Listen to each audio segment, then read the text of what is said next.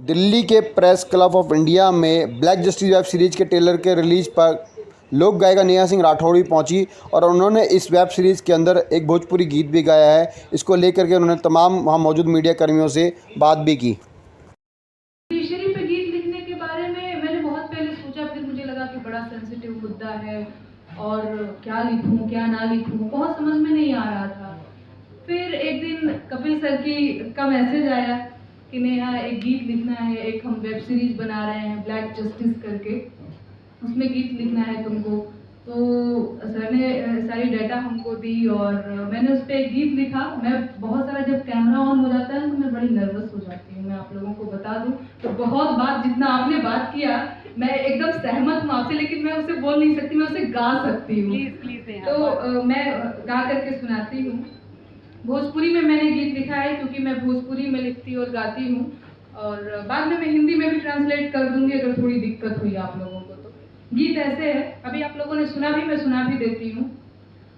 अरे विधि के विधाता रउआ खारिज जिन कारी जी, विधि के विधाता रउआ खारिज जिन कारी जी, सुन ले ही आरजी हमारे साहेब, पेंटिंग बाके सिया हमारे साहेब।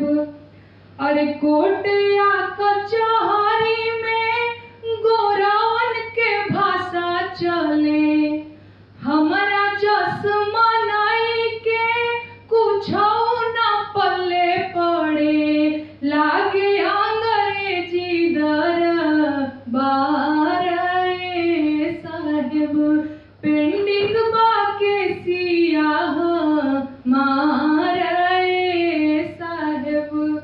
अरे कहीं गो न्यायमूर्ति सैकड़ फरियादी, फैसला के आस में ताके लायाबादी, जज चाहे 17,000 साहेब, पेंडिंग बाके सिया हमारे साहेब। अरे 5 करोड़ मुकदमा लटकवले बानी, 2 से 3 शिफ्ट कर ली, हाथ जोड़ के कहतानी, 2 साल में करी निबटार साहेब, पेंडिंग बाके सिया हमारे साहेब। चैत बैसाख सावन भादो में वकालत चले, कार्तिक कुआर अगहन पूस में अदालत खुले, बरहो मास सुनी मुर्गो हारे साहेब, पेंडिंग बाके सिया हमारे साहेब। हिंदी में भी समझा। अच्छा, इस गीत में मैंने ये कहने की कोशिश की है,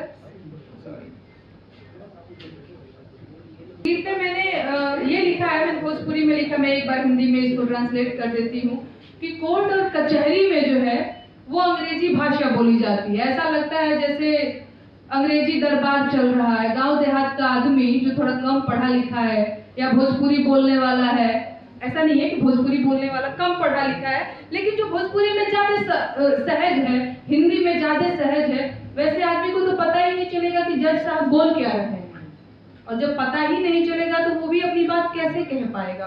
तो वही लाइन है, कोर्ट और कचहरी में गोरावन के भाषा चले, अंग्रेजों की भाषा चल रही है। दूसरी लाइन में मैंने लिखा है, कहीं वो न्यायमूर्ति सैकड़ फरियादी। न्यायमूर्ति तो एक है और फरियादी लगाने वाले बहुत सारे लोग हैं, सैकड़ों लोग हैं, और जज साहब एक हैं।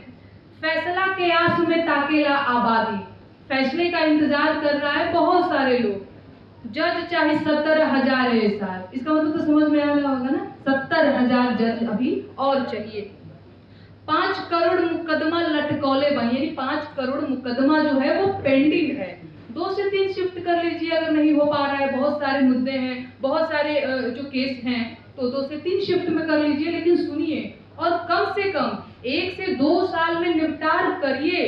5 साल, 10 साल, 20 साल आदमी मर जाता है, पता ही नहीं चलता है उसका क्या हुआ, तो वो जरूरी है।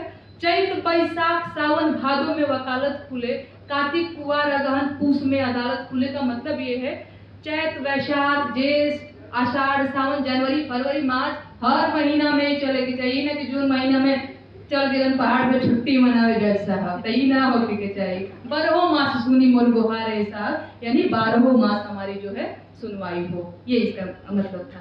बाकी कपिल सर का बहुत बहुत धन्यवाद सर, आपने मुझे चुना इस गीत के लिए। सच में मुझे नहीं आइडिया था कि मैं इस पे कुछ लिख पाऊंगी। आपका बहुत बहुत आभार। और आप लोग भी ब्लैक जस्टिस जो वेब सीरीज मैंने भी देखा, उससे पहले भी मैंने ट्रेलर को देखा, मुझे काफ़ी अच्छा लगा। मैं भी देखूंगी, आप लोग भी देखिएगा, अच्छा लगा मिलकर आपको।